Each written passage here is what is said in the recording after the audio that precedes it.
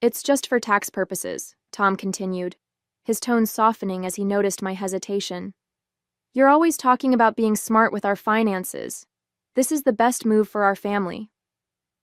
He reached across the counter and took my hand, but something about his touch felt different. Maybe it was the way his fingers didn't quite wrap around mine like they used to, or maybe it was the slight tremor I detected in his voice.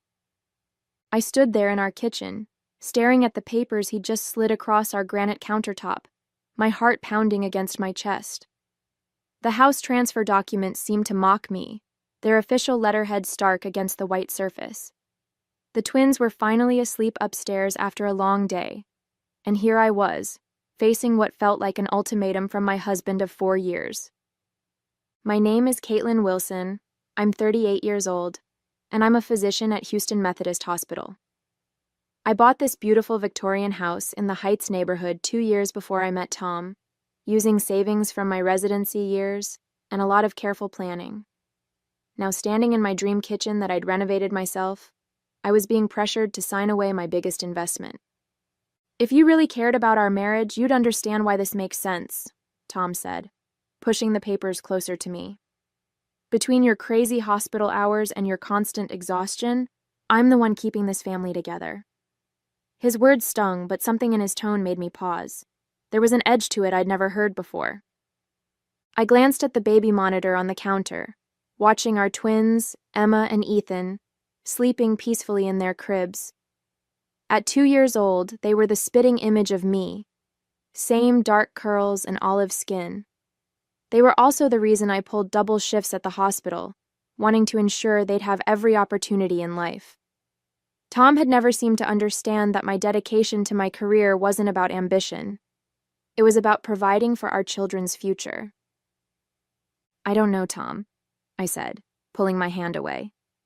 This house, it's my security. I bought it before we were married. As the words left my mouth, I saw something flash across his face. Was it anger? Frustration? Whatever it was, it disappeared quickly, replaced by what seemed like practiced concern. That night, as I lay awake in bed, his words kept echoing in my mind. But something else was echoing too, a quiet voice of warning that I couldn't quite silence. The next morning, as I was getting ready for my shift at the hospital, something about Tom's behavior nagged at me. He'd been different lately, more distant, spending extra hours at his marketing firm, constantly checking his phone. I'd brushed it off as work stress, but now, combined with this sudden push about the house, my medical instincts were screaming that something wasn't right. I dropped your jacket off at the dry cleaners, Tom said as I rushed around the kitchen, trying to pack the twins' daycare bags while scarfing down a piece of toast. You can thank me later. His smile seemed forced, and he barely looked up from his phone. Just 6 months ago, he would have been helping me with the twins' bags, making sure I ate a proper breakfast before my shift. I watched him as I strapped Emma and Ethan into their car seats. There was a spring in his step that hadn't been there in years, and he'd started going to the gym again. Small changes that seemed innocent enough on their own, but together painted a picture I wasn't sure I wanted to see. At work, between patients, I called my friend Nina, who worked in real estate law. Something feels off, I told her, ducking into an empty exam room. He's pushing hard for this transfer, saying it's for tax purposes, but... Tax purposes? Nina interrupted. Caitlin, transferring the house to his name alone wouldn't give you any tax benefits.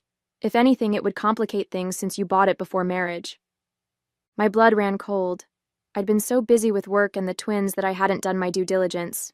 Tom had counted on that, hadn't he? Listen to me carefully, Nina continued, her voice serious. Don't sign anything. I don't want to alarm you, but I've seen this before. Men don't usually push for property transfers unless they're planning something. That afternoon, during a brief break between patients, I did something I'd never done before. I checked our phone records. Tom had been making frequent calls to the same number for months.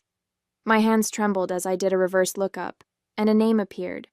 Destiny Martinez. A quick social media search revealed a beautiful woman in her mid-20s, whose check-ins matched Tom's late nights at work. My stomach churned as I scrolled through her photos, stopping at one from 2 weeks ago. She was at a real estate office, captioned, "Big changes coming." New chapter, blessed. I closed my office door and sat in silence, my mind racing. Years of medical training had taught me to trust my instincts when something felt wrong. Now those same instincts were telling me I needed to protect myself and my children. That evening, I left work early for the first time in months. Instead of picking up the twins from daycare, I drove straight to a discreet electronics store Nina had recommended. The elderly man behind the counter barely blinked when I explained what I needed: a high-quality recording device small enough to hide in my kitchen. "Protect yourself," he said quietly as he showed me how to operate it. "The best evidence is in their own words." I got home before Tom, setting up the device and starting dinner like it was any other night. When he walked in, he seemed surprised to see me there. "No emergencies at the hospital today?" he asked, his tone casual but his eyes sharp. "I thought we could talk more about the house transfer," I said, stirring the pasta sauce. "I've been thinking about what you said." I watched his reflection in the kitchen window as his face lit up with poorly concealed triumph. "I knew you'd come around," he said, coming up behind me. "You're making the right choice, Kate. This is what's best for our family." The way he emphasized family made my skin crawl. Over dinner, I let him talk, recording every word as he explained his elaborate plan for how the transfer would benefit us. Each lie was careful, calculated, and I realized with a sickening clarity that he'd been planning this for months. After putting the twins to bed, I sat in their dim nursery, watching them sleep.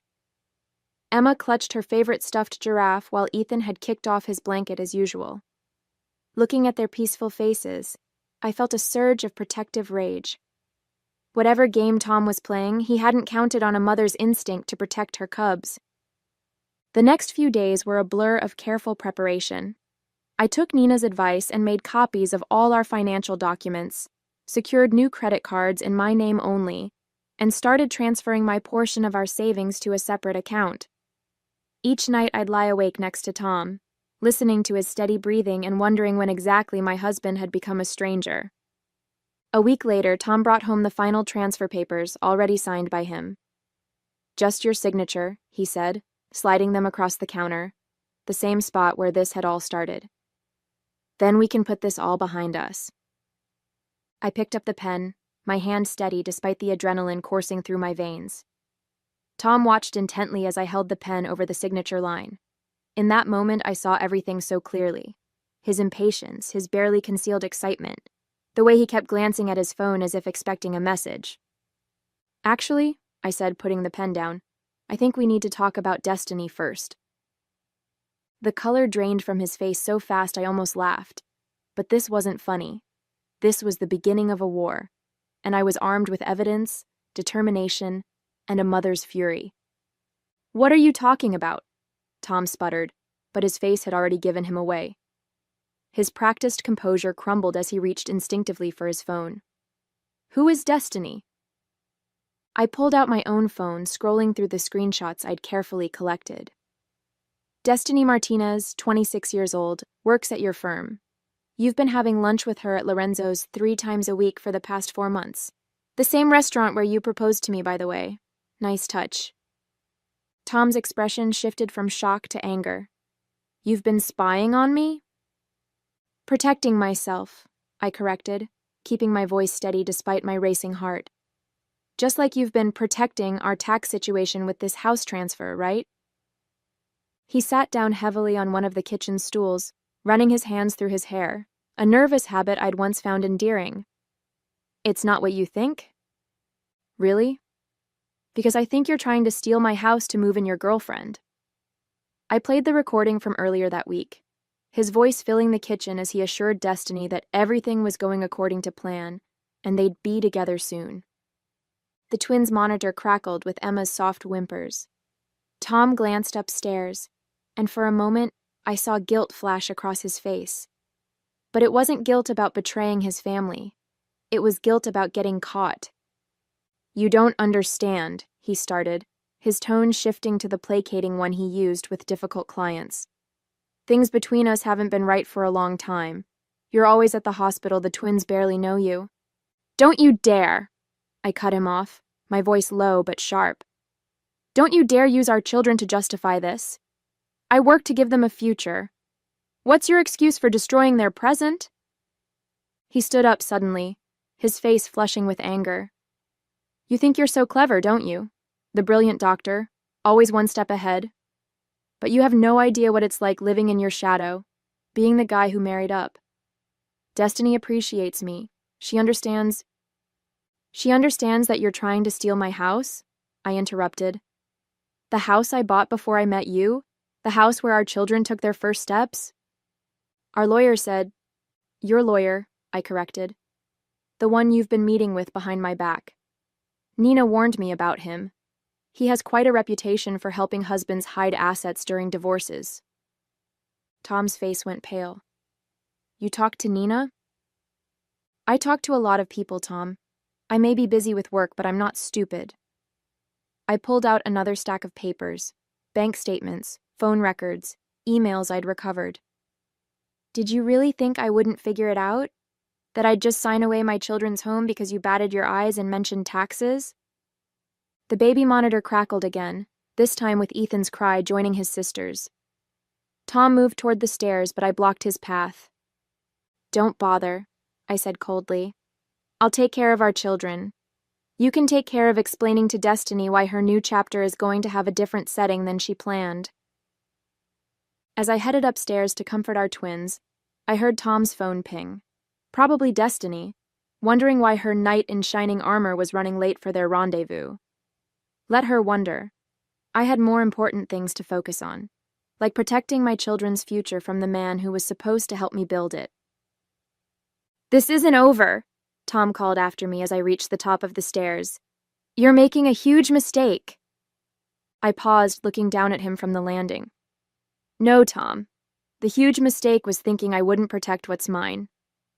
I turned away from his reddening face and headed to the nursery where Emma and Ethan needed me. The next morning, I woke to find Tom gone. Probably spent the night at Destiny's. As I got the twins ready for daycare, my phone buzzed with a text from Nina. He's been to see his lawyer. Time to move fast. I'd already prepared for this. During my lunch break, I met with James Cooper, the divorce attorney Nina had recommended. His office was warm and welcoming, nothing like the stark corporate environments I'd expected. Dr. Wilson, he said, reviewing the evidence I'd gathered. I have to say, I'm impressed. Most clients come to me after the fact. You've given us everything we need to get ahead of this. I had good instincts, I replied, watching as he examined the recordings. Better than good, he smiled. These recordings are clear evidence of intent to defraud. And the paper trail of his meetings with that other attorney? Well, let's just say judges don't look kindly on premeditated asset hiding. As we discussed strategy, my phone lit up with messages from Tom. We need to talk. You're being unreasonable. Think about the twins. Each message more desperate than the last. He's realizing his plan is falling apart, James observed. Be prepared. This is when they often get nasty. He was right. That evening when Tom finally came home, his nice guy facade had completely crumbled. You think you're so smart, he sneered, storming into the kitchen where I was feeding the twins their dinner. But you've just ruined everything. Destiny and I could have been reasonable about this. Let you stay in the guest house, keep things civil for the kids. I couldn't help but laugh, which only enraged him further. The guest house? In my own home? Our home, he shouted, making Emma jump in her high chair.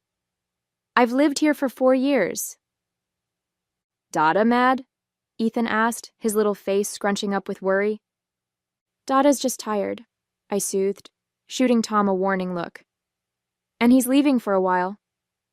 Like hell I am, Tom growled, but his voice was quieter now, conscious of the twins watching. Actually, you are, I said calmly, pulling out another document from my bag. This is a temporary restraining order. My attorney filed it this morning after you threatened me via text. You have 1 hour to pack your things." "You can't do this," he whispered, his face ashen. "I already did.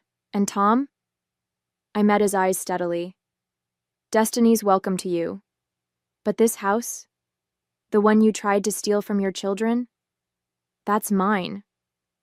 And if you think I won't fight you with everything I have, you clearly never knew me at all." He stood there, mouth opening and closing like a fish out of water, as the reality of his situation finally sank in. The unraveling of his perfect plan was written all over his face. An hour later, I watched from the nursery window as Tom loaded his bags into his car. He kept looking back at the house, as if he still couldn't believe his plan had backfired so spectacularly. The twins played quietly with their blocks behind me, blissfully unaware that their father was leaving. "Bye-bye?" Emma asked, noticing me at the window. "Yes, sweetheart. Daddy's going bye-bye for a while." I hugged her close, breathing in her baby shampoo scent, letting it ground me. The next few weeks were a blur of legal meetings and hospital shifts. Tom launched a full-scale attack through his lawyer, demanding half of everything, including the house. But James was ready for him. "Did you see his face when we presented the recordings in court?" James asked during one of our meetings. "He thought he was so clever, but he never considered you might be smarter." The evidence was damning. Not only had we proven his intent to defraud me of my premarital asset, but we'd also uncovered something even more disturbing. Tom had been embezzling from his marketing firm to fund his lavish dates with Destiny. "Our forensic accountant found everything," James explained, spreading out bank statements across his desk. "He's been cooking the books for months, probably to maintain the lifestyle he promised Destiny." The irony wasn't lost on me. All those times Tom had complained about living in my shadow, about feeling inferior to my success, he'd been creating his own downfall. When Tom's firm discovered the embezzlement, they pressed charges. Destiny, it turned out, had no interest in a boyfriend facing criminal charges. She dumped him via text. I know because he showed up at the house drunk one night, waving his phone and begging to come home. "You did this to me," he shouted from the front yard, forcing me to call the police. "You've ruined everything." As the officers led him away, I felt a strange mix of pity and relief. The man I'd married, the father of my children, had become someone I didn't recognize. Or maybe he'd been that person all along, and I'd been too busy to notice. The divorce was finalized faster than I expected. Tom, facing legal troubles with his firm, couldn't afford a lengthy court battle. He signed away any claim to the house in exchange for more favorable custody arrangements, supervised visits twice a week. "You've handled this incredibly well," Nina told me over coffee, weeks after everything had settled. "Most people would have fallen apart." I watched Emma and Ethan playing in my backyard. My yard, my house, my victory. "I had to stay strong for them," I said. And honestly, Tom underestimating me was his biggest mistake. "And Destiny?" Nina asked. "Any idea what happened to her?" I smiled, remembering the last bit of gossip I'd heard. "Apparently she's dating her real estate agent now, the one who was supposed to help her move into my house." We both laughed at the irony. Later that night, as I tucked the twins into bed, Ethan asked, "Mama sad?" "No, baby," I said, kissing his forehead. "Mama's not sad at all." And for the first time in months, I truly meant it. The aftermath of my divorce from Tom brought unexpected blessings. The biggest surprise wasn't that I could manage everything on my own. I'd always been capable of that. It was discovering how much easier life became without the constant strain of Tom's deception weighing on me. My career flourished. Without Tom's subtle undermining and passive-aggressive comments about my hours, I found renewed passion for my work. I was promoted to Chief of Emergency Medicine, something Tom had always said would be impossible while raising twins. The twins adjusted better than I'd feared. At first, I worried about how they'd cope with the changes, but children are remarkably resilient. Their supervised visits with Tom became less frequent as his legal troubles mounted. He eventually took a plea deal for the embezzlement charges and moved to Dallas after serving his sentence. Destiny, I heard through mutual acquaintances, had moved on to another wealthy target. Sometimes I wondered if she ever realized how close she'd come to being trapped in Tom's web of lies. In a way, she'd dodged a bullet, though I doubt she saw it that way. My house, the one Tom had tried so hard to take from me, became a true haven. I renovated the twins' rooms, planted a garden, and created the home I'd always envisioned. Every mortgage payment felt like a victory, a reminder of how I'd protected what was mine. Nina teased me about dating again, but I was content focusing on my children and career. There would be time for romance later. For now, I was enjoying the peace that came with knowing I'd not only survived Tom's betrayal but emerged stronger. One quiet evening, as I sat on my porch watching Emma and Ethan play in our front yard, I reflected on how different life had become. The twins were racing around, their laughter echoing through the neighborhood, the same yard where Tom had stood that night, drunk and raging about how I'd ruined his life. I'd recently heard through the hospital grapevine that Tom and Destiny had briefly reconnected in Dallas, only to split again when she discovered he was still on probation and working as a junior copywriter at a small agency.